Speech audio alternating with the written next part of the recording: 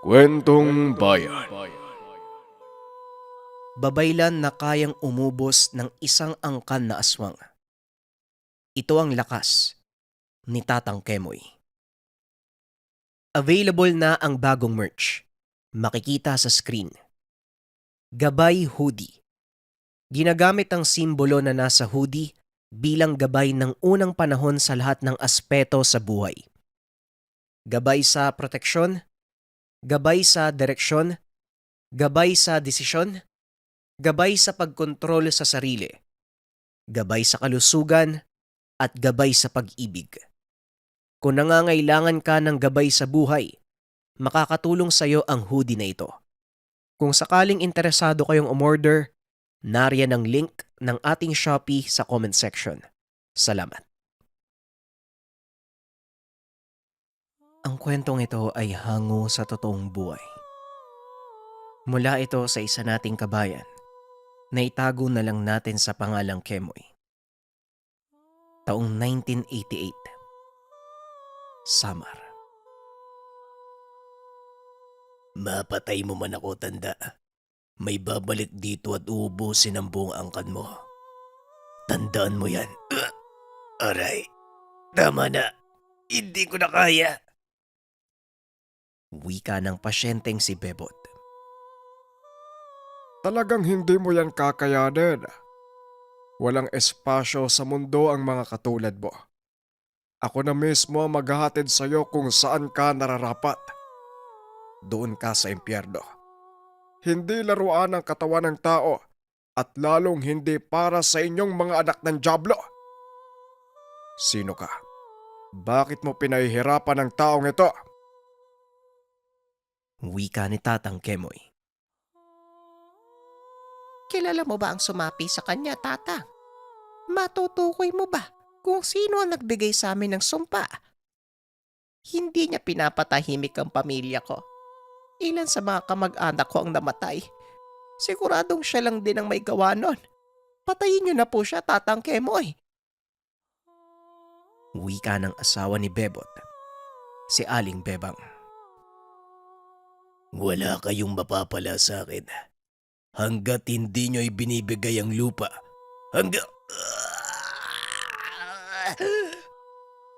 Huwag ka nang madaldal, dyablo. Bakit kasi? Ngayon nyo lang to inilapit sa akin eh. Oo, posibleng siya din ang dahilan kung bakit nagkakasakit ang mga anak mo, Bebang. Malas niya at dito nyo dinala si Bebot. Isa itong aswang na may kaalaman din sa pangkukulam. Kung ano man ang rason ng ginagawa niya, hindi tama na mandamay ng iba.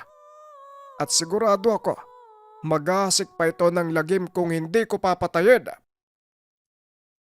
Wika ni Tatang Kemoy. Nakatitig lang ng masama si Bebot sa matanda. Nanlilisik ang mga mata nito at may itim na likido na lumalabas sa bibig.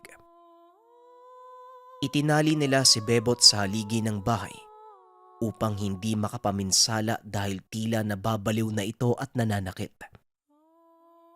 Habang nakatali, nagsagawa ng mga orasyon ng matanda upang ipako pa ito.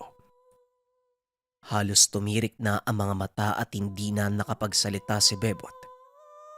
Hindi na din pa pinatagal ni Tatang Kemoy ang paghihirap ng demonyo. Itinutok niya ang hinlalaki sa leeg ng biktima. Nagbitaw ng orasyon at nilaslas ang leeg. Ilang sandali pa bigla na lang nawalan ng malay si Bebot. Doon na sigurado ni Tatang Kemoy na patay na ang mangkukulam. Ayon sa pagpapaliwanag ni Bebang, nakasisiguro siya na sa alita ng sakahan ang dahilan kung bakit nangyari ang sumpa sa pamilya. Napailing na lamang si Tatang Kemoy dahil alam niya na may balik ang lahat ng ginawang pagtulong sa pamilya.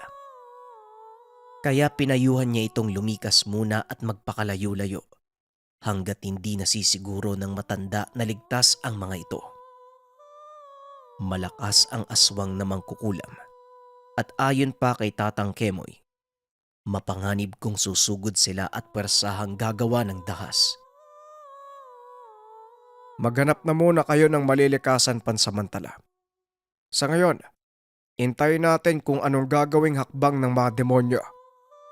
Ang tanging maibibigay ko lang sa inyo ay proteksyon para sa mga sumpang sinasaboy nila. Pero ang kinakabahala ko, baka bigla na lang kayong sugurin. Maghanap na muna kayo ng kamag-anak na pwedeng tuluyan, kahit malayo dito. May limitasyon ang galaw ng mga Diablo dahil maraming kabayan. Hindi sila basta manggugulo dahil malalantad ang kademonyohan nila kung sakali. Bueno, ngayon pa lang kumilos na kayo. Huwag na kayo maghintay ng dilim. Wika ni Tatang Kemoy. Tatang, paano po tayo? Mag-iigante. Sigurado ko madadamay tayo kapag nagkataon. Natatakot po ako. Lilikas din po ba tayo? Tanong ni Dino, apo ni Tatang Kemoy. Kasama mo ko bakit ka natatakot? Saka, alam kong hindi nila ako kilala, apo. Maliban na lang kung susuyurin nila ang lugar at iisa-isahin ang mga albularyo dito. Pero ang pamilya ni Bebang ang talagang delikado. Alam mo naman siguro kung bakit hindi ako masyadong dumadayo sa mga nagpapagamot, hindi ba? Dahil marami na sa lugar natin ang nagpapanggap lang na albularyo. Pero iilan lang talaga ang may kakayahan sa ganitong larangan. May bako, Bebang. Sino ang nag-abiso sa inyo na magpagamot sa akin? May masama kong reputasyon sa mga tao Minsan na akong nasira dahil sa isang insidente. Marami ang nainggit at kung ano-ano ang kinakalat tungkol sa akin. Pero kahit ganon, bukas naman ang tahanan ko kung sakaling may manghingi ng tulog. Wala naman akong hinihinging kapalit Wika ni Tatang Kemoy. Diyan po ako bilib sa inyo, Tatang. Oo nga po, no? Dapat po mas katakutan yung mga taong puno ng inggit Maraming sinasabi makasira lang ng ibang tao. Pero Aling Bebang, kung hindi niyo po naitatanong, magaling talaga tong lolo ko at sana pagkatapos, tulungan niyo din si Tatang na hindi man sa material na bagay, kung hindi kahit sa simpleng pagbabahagi lang sa iba patungkol sa kakayahan niya. Makakatulong po yun para maibalik ang tiwala ng mga tao kay Tatang. Wika ni Dino. Napatango naman si Bebang habang nakangiti at nagpapasalamat. Ilang sandali pa naging normal na ang kilos ni Bebot. Nagising na ito at nagtataka kung bakit siya nakagapos. Kinalas ni Tatang Kemoy ang pagkakatali sa kanya, habang ang asawa naman ang nagpaliwanag sa nangyari. Nang marinig ni Bebot ang sinabi ng asawa, malaki ang pagpapasalamat nito sa matanda. Ilang sandali pa nagpaalam na din ang mag-asawa na uuwi na muna. Dahil ayon sa mga ito ay magliligpit pa sila at lilipat muna ng tirahan. Dagdag pa ni Bebot, may kapatid siya na naninirahan hindi kalayuan sa tahanan ng matanda. Ipapakalat na si Tatay Kemoy ay totoong magaling namang gagamot. Ngunit hindi naging madali sa pamilya ni Bebang ang paglipat. Lalo pat hindi man lang sila tinanggap ng kapatid ni Bebot. Ayon sa mga ito, ayaw nilang madamay sa nangyayari sa pamilya ni Bebang. Dagdag pa ng kapatid, alam niya ang pinag-ugatan ng gulo at lupa na nabili ng mag-asawa na nung una pa lamang ay tutol na ang pamilya. Nanlulumuman. Bit-bit ang mga gamit kasama ang anak. Bumalik sila sa tahanan ni Tatang Kemoy. Nagbabaka sakali dahil wala talaga silang matutuluyan. Tatang Kemoy, pasensya na po kayo kung nandito po kami. Nakiusap po kami doon sa kapatid ni Bebot pero pinagtabuyan kami. Kami ang sinisisi sa mga nangyayari. Takot sila na baka madamay ang pamilya nila. Hindi po namin alam kung saan kami pwedeng tumuloy. Wika ni Aling Bebang. O siya, sige, total. Dalawa lang naman kami dito. Hanggang sa makahanap tayo ng paraan kung paano at kung ano ang gagawin natin sa lupain nyo. Pwede naman. Pagpasensyahan nyo nga lang itong bahay ko. Hindi bale, kasya naman dito kahit 10 katao. Mas mainam nga nandito kayo. Wika ni Tatang Kemoy. Tatang, ayos lang din po sa akin. Pwede po sila magpahinga dun sa kwarto ko. Tabi na lang po tayo, saka kawawa naman kung hindi natin sila tutulungan. Nga po pala Tatang, nagsaing na po ako, dadagdagan ko na lang po siguro. Wika ni Dino. Ay, tulungan na kita, iho. Salamat kahit hindi nyo kami kadugo, tinulungan nyo pa rin kami. Huwag kayong mag-alala. Tutulong po kami ni Bebot sa bahay. O anak, dyan ka muna ha. Tutulungan ko lang si Dino na makapaganda ng pagkain. Tugon ni Aling Bebang. Wala namang kaso Bebang pero pasensya na ha. Yan lang ang maibibigay namin sa inyo. Umaasa lang din kami sa padala ng ina nitong si Dino eh. Nga pala, ayusin nyo na lang ang magamit nyo sa kwarto. Maghahanda lang ako ng pangontra kung sakaling lusubin tayo. Mahina na din ako para makipaglaban ng pisikal eh. Maghahanda tayo dahil nakakasigurado ako. Hahanapin at gagawa ng paraan ng mga demonyo para makagante. Wika ni Tandang Kemoy. Inihanda na ni Tatang Kemoy ang mga kagamitan na pwedeng magamit kagaya na lang ng buntot pagi, roma, o latigo na tila mahabang uri ng pamalo at may maraming tinik. Naglagay na din ng matanda na mga harang gamit ang bolong pinatulis. Nagsagawa din ng mataas na uri ng pamproteksyon sa bakuran ng bahay ang matanda. Bago pa man magdilim, natapos na nila ang lahat. Inihanda na din ang lamesa para sa hapunan. Pinulong sila sa sala ng matanda at nagbilin ng mga dapat gawin kung sakali man na maraming sumugod sa tahanan.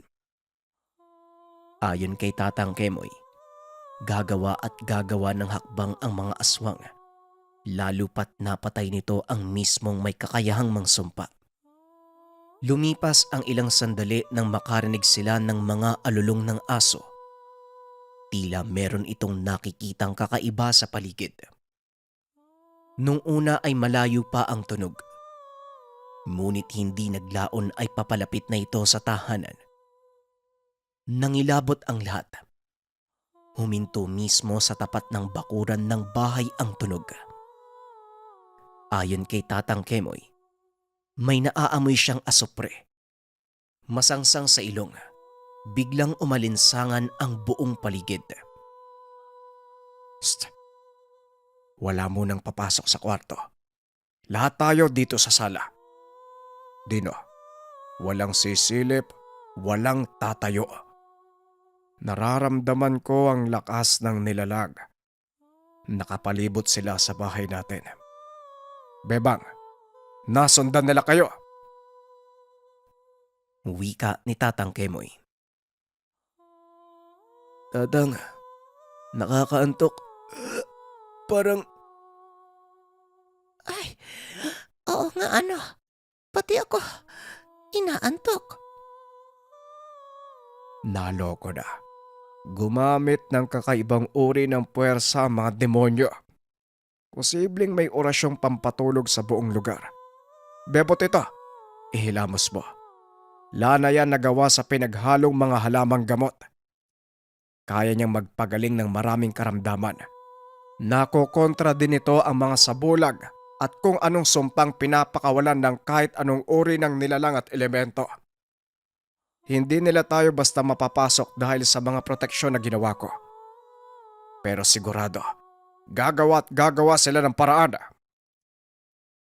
kinuha ng matanda ang isang uri ng panyo na may mga nakaburdang kataga. Itinali nito sa noo, habang ang kaharap naman ay panay pa rin ang pahid ng langis. Napatigil si Bebot nang makita ang nakaukit sa panyo. Namangha ito habang nakatitig kay Tatang Kemoy.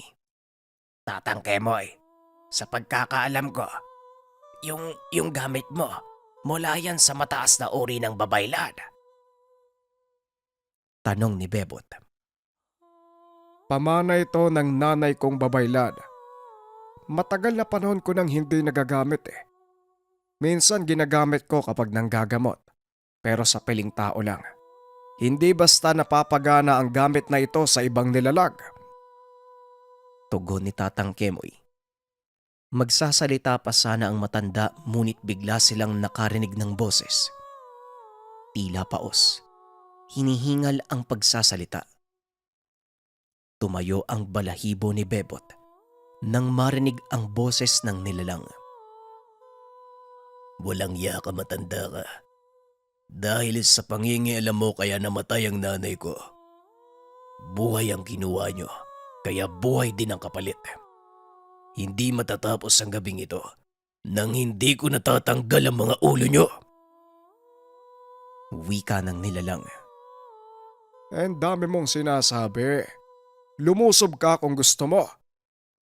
Matagal na akong hindi nakakakatay ng aswang eh.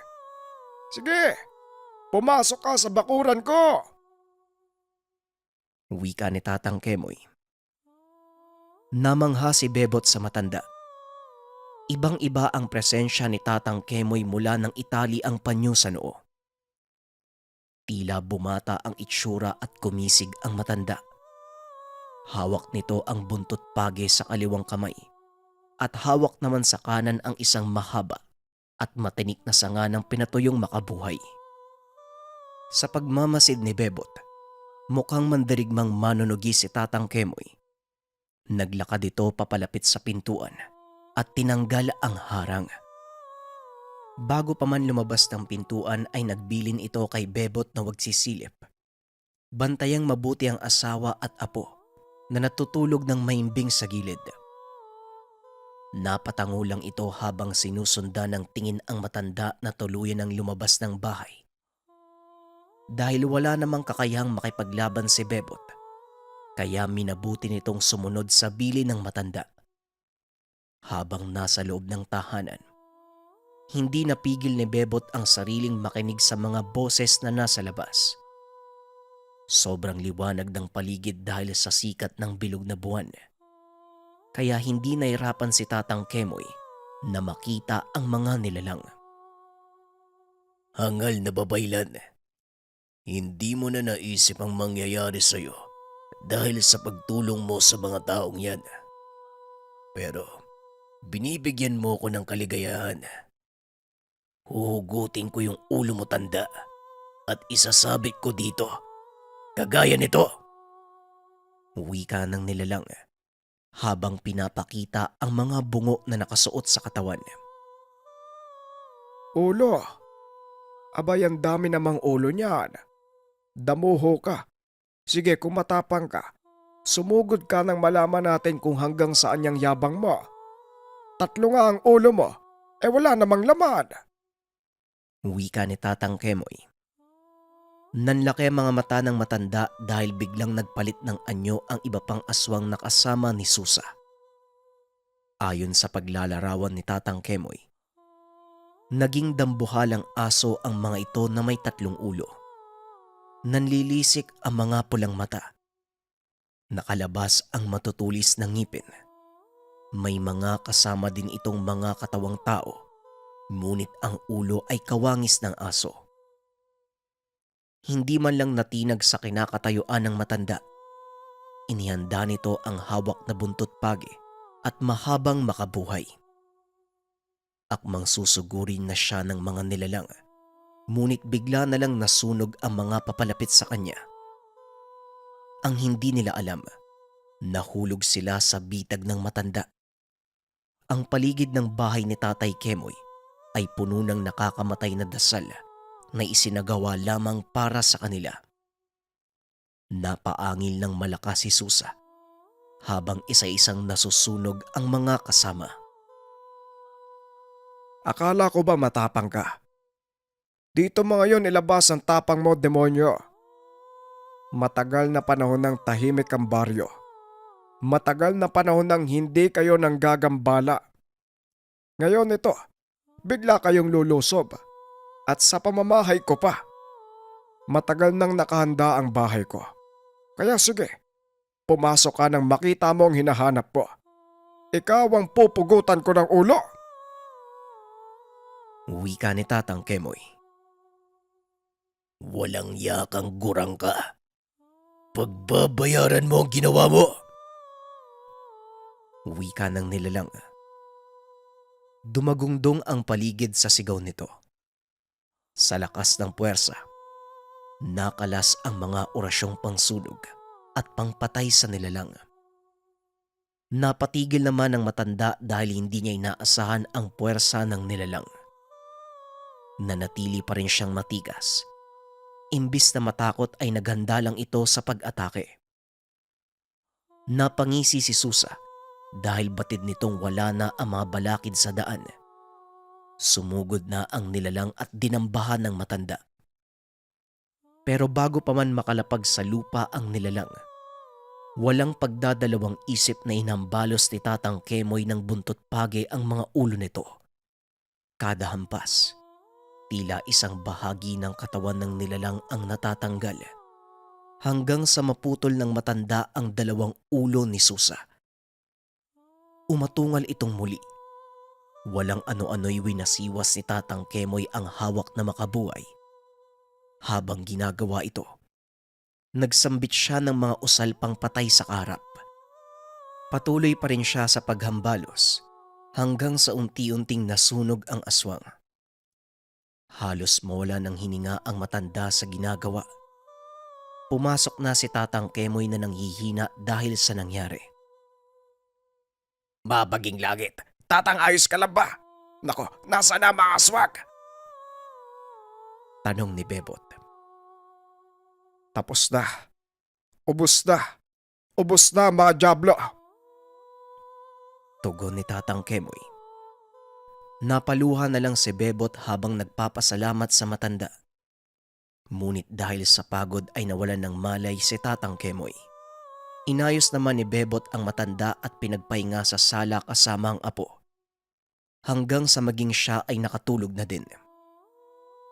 Kinabukasan, medyo mahina pa ang katawan ni Tatang Kemoy habang bumabangon. Nakaamoy ito ng masarap kaya tumayo siya at pumunta sa kusina. Napangiti ang matanda nang makitang naghahanda ang mag-asawa ng almusal. Nakangiti ang mga itong bumati sa kanya at nagpasalamat sa tulong na ginawa. Umupo na kayo, Tatang. Kami na po ang bahala. Hindi ko alam na ganun kayo kagaling. Nga po pala, may mga abo pa sa bakuran. Wawalisin ko po ba nakatumpok eh? Umabot po hanggang dito sa may bungad. Tanong ni Bebang. Nako ayan, ang aga kasing natulog. Alam mo ba kung ano yon, Bebang? Abo yon ng angka ni Susa. Pinatay ni Tatang Kemoy lahat. Kung pwede ko nga lang hiramin din yung panyo ni Tatang gagamitin ko. Wika ni Bebot. Sabi ko sa inyo eh. Pero sayang no, hindi natin natulungan si Lolo. Saka, bakit po pala kami nakatulog? Wala po akong maalala eh. Pinatulog niyo po ba kami, Tang? Tanong ni Dino. Sekreto na namin yun ni Bebot. At saka Bebang, kung ano man ang nalaman nyo, tumahimik na lang kayo ha. Mahirap na. Baka kung sino na naman ang makisawsaw at gawan tayo ng kwento. Iipunin natin lahat ng abo at ililibing sa lupa. Magmula sa araw na ito, wala nang manggagambala sa inyo. Niyakap ng mag-asawa ang matanda at nagpasalamat. Matapos ang agahan, sinabahan din sila ng matanda upang maayos ang sariling pamamahay. Sinigurado din ni Tatang Kemoy na wala na nga ang sumpang naiwan sa lugar. Sa paglilinis ni Tatang Kemoy, natanaw niya ang iilang kabayan, hindi kalayuan sa lupain ng mag-asawa. Pinuntahan niya ito. Tinignan kung meron pang nakatira. Nadatnan niyang wala ng tao sa lugar pero nakakasigurado siya na ito ang pugad ng mga nilalang. Nagpasya ang matanda na sunugin na din ang mga kubo. Pero dumulog muna ito sa barangay upang hindi maging problema. Sa kasalukuyan, nagpahinga na sa panggagamot si Tatang Kemoy. Ngunit naipasa niya ang lahat ng gamit at kaalaman sa kanyang apo na si Dino.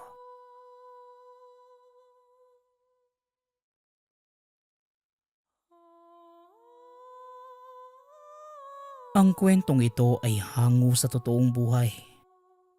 Mula ito sa isa nating kabayan na itago na lang natin sa pangalang Nilo.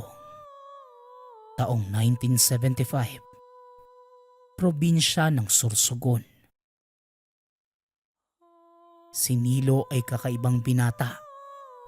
Tila likas sa kaniya ang pagiging madaldal at makisali sa usapan ng iba. Minsan ay napupuna naman niya ang sarili. Ngunit madalas, hindi talaga mapigilan ang bibig ng binata. Dahil sa ganitong pag-uugali, kilala si Nilo sa lugar. May iilang nanunukso na baka bading ito. Ngunit hindi naman tumutugon ang binata. Isang umaga, habang nagwawali sa bakuran ay nakuha ang atensyon ng binata dahil bigla na lang may lalaking sumilip sa siwang ng bakod. Dahan-dahan nitong nilapitan ni Nilo at bigla na lamang kumunot ang noo nang makita na walang ginawa ang lalaki kundi kutsain ng ama na si Mang Caryo. "Hoy tanda! Ano na namang bang ginagawa mo dito? Lumayas ka nga! Napakasalbahe mo eh!" Wika ni Nilo. Kagad namang umalis ang lalaki at tinignan niya ang ama. Nakatitig lamang ito sa bintana ng tahanan. Si Mang Caryo ay kabaliktaran ng pag-uugali ni Nilo. Kung ang binata ay madaldal, ang ama naman nito ay likas na mahiyain kaya halos hindi na lumalabas ng tahanan. Isa pa sa kinakababa ng kumpiyansa ng sariling ama ay ang pagkakaroon niya ng mga butlig sa buong katawan. Sa katunayan, nang isang beses itong makihalubilo sa mga tao ay puro panglalait lamang ang natanggap. Kaya hindi na muli pang nagtangka na makipagkaibigan kahit kanino. Dahil sa sitwasyon ng ama, si Nilo bilang nag-iisang anak ay tumatayong boses ni Tatay Caryo. Lalo na sa mga taong walang ibang ginawa kundi ang laitin ng ama. Kahit napakahina ng loob ni Tatay Caryo, labis naman ang pagmamahal ni Nilo dahil sa tanging ito na lamang ang kasama. Minsan ay sinasabihan niya ang ama na patigasin ang puso. Ngunit kailanman ay hindi nakita o narinig ni Nilo na nagalit ang ama. Samantala, pumasok na ng tahanan si Nilo at dito naabutan ng ama. Nakaupo habang pinupunasan ang nag-iisa na nakatagong lagaraw. Simula pagkabata ni Nilo, nakikita na itong inaalagaan ng ama. May mga pagkakataong nagagawa ring magtanong kung saan ito ginagamit. Ngunit hindi naman tumutugon ng ama. Dahil sa hindi naman pala away si Tatay Caryo at ramdam ng binata na hindi ito gagamitin sa masama. Hinayaan na lamang ito ng binata. Nang mga oras na yon ay nabigla naman si Nilo. "Maraming salamat anak. Salamat dahil kahit kailan, hindi mo ko pinabayaan. Kahit ako pa mismo ang walang maitulong sa'yo sa tuwing may kaaway ka. Hayaan mo anak, sa mga susunod na panahon, sisiguraduhin kong makakabawi rin ako sa lahat ng mga kabutihang pinapakita mo." Wika ni Mang Caryo. Ngumiti naman si Nilo at niyakap ang ama. Kahit palaaway ang binata ay wala namang katumbas ang pagmamahal nito kay Tatay Caryo. Matapos ang kaunti pang pag-uusap ng dalawa, dumiretso na sa kusina si Nilo para umpisahan na ang pagluluto ng pananghalian. Buong maghapong nanatili lamang sa tahanan si Mang Caryo, habang si Nilo naman ay pumunta na ng palengke matapos makakain. Trabaho nito doon ang pag-aangkat at paglalako ng balot tuwing hapon hanggang hating gabi. Sa ganitong paraan natatapos ang araw-araw na pamumuhay ng mag-ama. Isang gabi, Habang naglalako ng mga paninda si Nilo, may lumapit sa kanya na isang lalaki. Iyo, pabili naman ako ng 4 na balot. Tsaka, nabalitaan mo na ba? May nahuli daw na aswang doon sa may paanan ng bundok. Naku, halos lahat ng mga kabarangay natin nandoon eh. Ewan ko ba? Pero parang normal na tao lang din naman yun. Inilagay ng kapitan sa kulungan. Nakakaawa nga yung kalagayan eh. Matanda na din kasi yung babae. Wika ng lalaki. Napakunot na lamang ng noo si Nilo at hindi nagtagal ay umalis na rin ang lalaki. Habang ang binata naman ay naiwang mag-isa sa tabi. Napaisip ito sa sinabi ng lalaki kaya hindi na niya napigilan ng sarili. At kagad nang naglakad papunta sa nabanggit na paanan ng bundok. Halos 1 oras din na paglalakad bago makarating sa lugar. Nang bahagyang malapit na doon, kaagad niyang nasilayan ang nagkukumpulang mga tao. Dala ng kuryosidad at dahil sa pagiging tsismoso. Nakipagsiksikan ito hanggang makarating doon malapit sa nasabing aswang. Dito nakita ni Nilo ang isang matandang babae na nakabaluktot. Nakapikit ang mga mata habang nakakulong sa pinagtagpi-tagping alambre. Napakatanda na ng itsura. Kaya nagtataka ang binata kung paano pa nito nagagawang maglakad. Sobrang payat ng matanda na tila butot balat na lamang. Sa patuloy na pagtitig ni Nilo, napansin niya nang dumilat ang matanda. Purong itim lamang ang mga mata. Dahil dito ay nakaramdam ng kaunting takot ang binata. Lalo pat yon ang unang beses na makakita ng ganitong uri ng mga mata. Hanggang sa nilapitan na ito ng ibang otoridad ng barangay. At patuloy na pinapaulanan ng mga butil ng asin. Sumisigaw naman ang matanda sa bawat tama nito sa kanya. Dahil sa mga kakaibang kilos ng matanda. Kahit papano ay naniniwala si Nilo na isa nga itong aswang. Maya-maya pa patuloy na nagdatingan ang mga tao. Kaya halos mapuno na ang buong lugar. Hindi na hinintay ni Nilo na magkagulo. Kaya bago yun mangyari ay umalis na siya. Habang papalayo sa lugar, nakasalubong niya si Mang Caryo. Seryosong naglalakad habang dala ang alagang lagaraw. Kaagad na kumapit si Nilo at nagtanong kung saan pupunta ang ama. Huwag ka nang sumama na. Mapanganib ang paligid. Umuwi ka na lang sa bahay. Tsaka malalim na ang gabi. Wika ni Mang Caryo. Ngunit tumanggi ang binata at sinabing sasama siya. Wala namang nagawa ang ama kaya hinayaan na lamang ni Mang Caryo na sumama ang anak. Nagmamadali nang naglakad ang dalawa.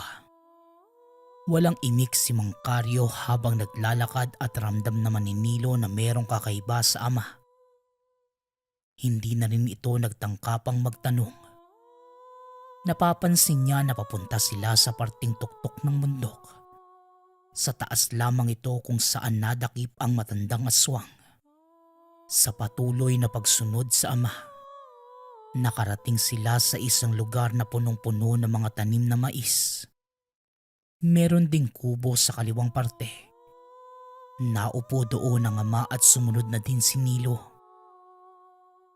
Nang akmang mauupo na sana, bigla namang may paparating na isang grupo na hindi makilala ni Nilo dahil may kalayuan pa ito sa kanila. Hanggang sa nakaramdam ng kakaiba ang binata. Pagkalingon niya sa itaas, nakakita ang binata ng nilalang na napakaitim. May mapupulang mata at pakpak. Pagtingin naman niya sa ibaba ay saka pa lamang niya napansin na nakalutang na siya sa ere at nasa balikat niya ang matutulis na kuko nito. Sa mabilisang paraan naman ay hinugot ng ama ang maliit na bagay sa bulsa at kumuha ng buwelo para makatalon at maabot si Nilo. May kung anong bagay na inilagay si Mang Carlo sa bulsa ng anak. Kasabay nito ay nabitawan naman siya ng nilalang. Hinawakan ng ama ang braso at bumulong. Sa oras na bitawan kita, gumuhit ka ng krus sa lupa gamit ang 4 na daliri mo. May makikita kang bagay sa gitna nun. Hawakan mo ito ng mahigpit at tumakbo ka na ng mabilis. Wika ni Mang Carlo. Ilang segundo lang ay binitawan na ito ng ama. Nanginginig man ang buong katawan, ngunit buong tapang na binuo ni Nilo ang krus. Mabilis na dinampot ang lupang nasa gitna. Sabay takbo sa nakikita na matandang kahoy na pwedeng pagtaguan. Nakikita niyang bumubuka ang bibig ng ama at mga nilalang. Ngunit hindi naman niya narinig ang pinag-uusapan. Tila maayos naman sa pagitan ng grupo at ni Mang Carlo dahil nakipagkamay pa ang mga ito sa ama. Tumagal lang ito ng halos 10 minuto. Ngunit biglang nag-iba ang anyo ng buong grupo. Napunit ang mga damit at naging itim ang buong katawan. Umiilaw ang mga mata sa sobrang pagkapula at tinubuan ng mga pakpak. Maya-maya pa, nagsidatingan pa ang 3 kasama nito. Pareho ang mga itsura at pinapalibutan ng ama. Hinugot na ni Tatay Carlo ang lagaraw sa tagiliran. Hanggang sa umatake na ang isa. Biglang humaba ang mga kuko at nakalmot ang likuran ni Mang Carlo. Napadapa naman ito habang mahigpit na hawak ang lagaraw. Pilit na iniaangat ng isa pang nilalang si Mang Carlo. Ngunit nanatili lang sa lupa ang matanda. Maya-maya pa, nang makakuha ng buwelo ay tumayo ito at itinarak sa nilalang ang lagaraw.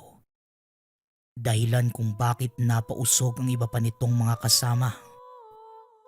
Sa puntong yon, makikita na sa mukha ni Mang Carlo ang galit at sa mabilisang paraan, pinagtataga nito ang mga pakpak ng nilalang at kaagad naman nagsitakbuhan ng mga ito. Dahil sa nakita ay halos hindi naman makagalaw si Nilo sa kinatatayuan. Ngunit may isa pang kauri ng nilalang na dumating. Mabilis itong tumakbo papalapit sa ama. Bigla namang nabitawan ni Tatay Carlo ang lagaraw ng kalmutin siya nito sa braso. Napaupo na lamang ang ama sa sobrang sakit. Hanggang sa bigla na lang napalingon ang nilalang na tila may hinahanap at panay singhot sa paligid. Sinamantala naman ito ng ama. Kahit duguan na ang braso ay pilit nitong pinulot ang gamit. Nagtaka din si Tatay Carlo kung bakit biglang naging abala ang nilalang sa paghahanap. Maya-maya pa, bigla na lamang umatungal ang nilalang sabay takbo ng mabilis palapit sa ama. Ngunit bago pa man ito makalapit, inihanda na ni Tatay Carlo ang sarili at bumuelo. Nang akmang 1 metro na lamang ang pagitan, itinutok ni Tatay Carlo ang lagaraw sa puso ng nilalang. Hindi naman nabigo ang ama dahil bumulagta ang nilalang sa lupa habang nakabaon ang lagaraw sa dibdib. Hinugot yon ng ama at makikita. Kusang gumagalaw ang gamit na tila nanginginig. Muntik pa itong mabitawan ni Mang Carlo ngunit nasalo naman ang kabilang kamay. Matapos ay tumalikod na ang ama at pumunta sa direksyon ni Nilo. Hindi na muna nagtanong ang binata at inalalaya na lamang ito sa paglalakad. Sinabi naman ni Nilo na pupunta muna sila sa albularyo para maipagamot ang mga sugat. Hindi naman tumanggi pa ang ama. Ito na rin mismo ang nagturo ng daan sa anak papunta sa tahanan ng pinagkakatiwalaang manggagamot. Nang makarating sa bahay ng albularyo, kagad namang pinapasok ang dalawa. Habang ginagamot si Mang Carlo ay napangiti naman ang manggagamot. Nagtataka si Nilo kung bakit. Dahil halata naman na masakit ang mga sugat ni Tatay Carlo. Ilang saglit pa ay nagsalita na ang nanggagamot. Aba, nakakatuwa ka, Karyo. Hindi ko inakala na sa lahat ng magkakapatid, ikaw pang lampa ang nagpatuloy sa misyon ng tatay mo. Wika ng manggagamot. Napangiti naman din si Mang Carlo at hindi na tumugon. Nang mga oras na yon ay hindi na maintindihan ni Nilo ang mga nangyayari. Dahil lahat ng ito ay unang beses pa lamang niya naranasan. Patuloy lang sa pag-uusap ang dalawa na tila madami ng pinagsamahan. Nanatili namang tahimik si Nilo habang nakikinig sa usapan ng dalawa. Maya-maya pa, nagpaalam na si Mang Carlo sa matanda at diretso nang umuwi ng tahanan ng mag-ama. Pagka-uwi ay hindi naman kaagad pumunta ng kwarto si Mang Carlo kahit pa kinakailangan na nitong magpahinga. Bagkos ay tinawag si Nilo at pinaupo sa tabi. Bata pa lang ako, anak. Alam kong manunugis ng aswang ang tatay ko. Nasaksihan ko mismo kung paano yumuko ang mga nilalang sa kanya. Totoong lang pa talaga ako noong kabataan. Hanggang ngayon naman eh. Pero tahimik kong inaral ang pamumuhay ni tatay. Nagulat nga ako nang bago siya bawian ng buhay. Sa akin niya pinamana ang lagaraw. Ayon pa nga sa kanya, kahit anong tago ko ay alam niya ang nararamdaman ko. Taos puso ko namang tinanggap ang pamana pero napakahirap pala, anak. Mabigat na responsibilidad na walang nilalang na nakakaperwisyo. Tingnan mo, oh. Matanda na ako pero kakabuhay ko pa lang sa lagaraw. Wika ni Mang Carlo. Dahil sa mga narinig ay hindi maintindihan ni Nilo ang mararamdaman. Lalo pat napakalayo ng tapang na naipakita ng ama habang nakikipagbuno sa mga nilalang kaysa sa pang-araw-araw nitong pag-uugali.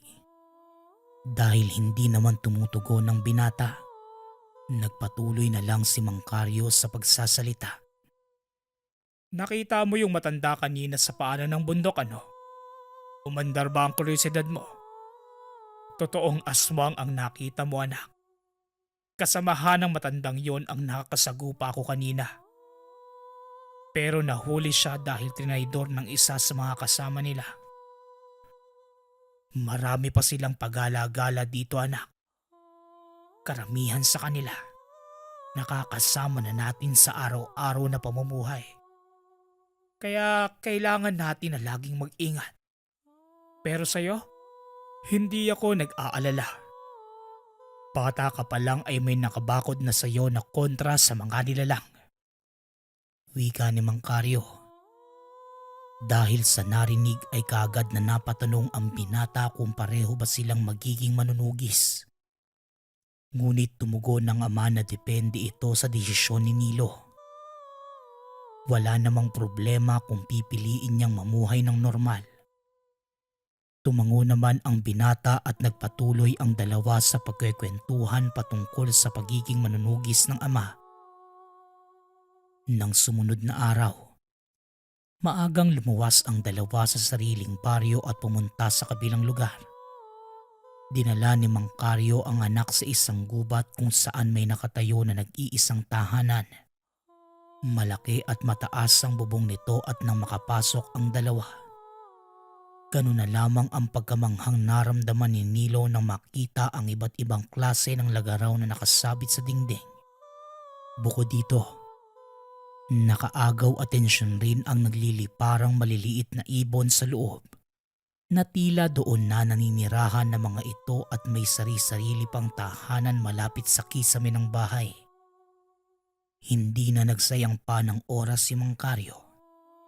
at dinala niya si Nilo sa nag-iisang silid ng tahanan. Pagkabukas ng pinto ay halos hindi naman makahinga si Nilo nang makita ang isang katawan ng tao. Nakahiga ito sa napakahabang lamesa habang nakasuot ng katulad sa mga albularyo. Ngunit hindi na ito gumagalaw, kaya kaagad na pumasok sa isipan ng binata na patay na ang tao. Hanggang sa biglang nagsalita si Mang Carlo na ito ang ama at lolo ni Nilo na nabanggit niya noong nakaraang gabi. Dahil sa pagiging dalubhasa sa pakikipaglaban at dami ng kaalaman sa mga nilalang, na kailanman ay hindi maaagnas ang katawan nito. Hindi naman umimik pa si Nilo bagkus na natili lamang tahimik habang nakatitig sa bangkay. Lumabas na rin si Mang Carlo at sa buong maghapon, naglinis ito ng tahanan at naglagay na rin ng dasal para sa sariling ama. Matapos pa ang ilang oras na pananatili, doon lamang pumasok sa isipan ni Nilo ang hiwagang dala ng mundo dahil sa mga nakita ay nabuksan ang pananaw niya patungkol sa mga kakaibang nilalang na nakakasama sa lupa. Magmula ng araw na yon, mas naging malalim ang pagkakaintindihan ng mag-ama at lalo silang naging bukas sa isa't isa. Naintindihan na rin ni Nilo ang totoong dahilan sa pagiging mailap ni Mang Carlo sa mga tao. Sa paglipas ng mga araw, kagaya ng dati ay nanatili lamang sa tahanan si Mang Carlo. Samantalang si Nilo naman, paunti-unti na nagbago ang pag-uugali. Hindi na ito kagaya ng dati na palaging may oras makipagtsismisan at madalas. Kapag wala itong ginagawa ay nagbabasa na lamang ng mga dasal. Minsan ay tinatanong ito ng ama kung nais ba niyang sumunod sa yapak. Ngunit mariing tumanggi ang binata. Ayon dito, isang pribilehiyo na magkaroon ng kaalaman sa mga ganitong bagay. Ngunit mas gusto niya pa ring mamuhay bilang normal na tao. Hindi naman tumutol ang ama. Hanggang sa ilang dekada pa ang lumipas, tuluyan ng binawian ng buhay si Mang Carlo dahil sa katandaan. Lahat ng kagamitan ng ama ay tinago ni Nilo. Itinabi rin niya ang labi ng ama sa katawan ng lolo at dahil mag-isa na lamang sa buhay, pinili nitong manirahan sa tahanan kasama ang labi ng ama at ng lolo. Magpasa hanggang ngayon, dito pa rin nakatira si Nilo at hindi na din siya gumawa ng sariling pamilya. Sa tuwing may bisita namang nagagawi sa tahanan, ipinagmamalaki nito na hanggang ngayon, buhay na buhay pa ang pamana ng lolo.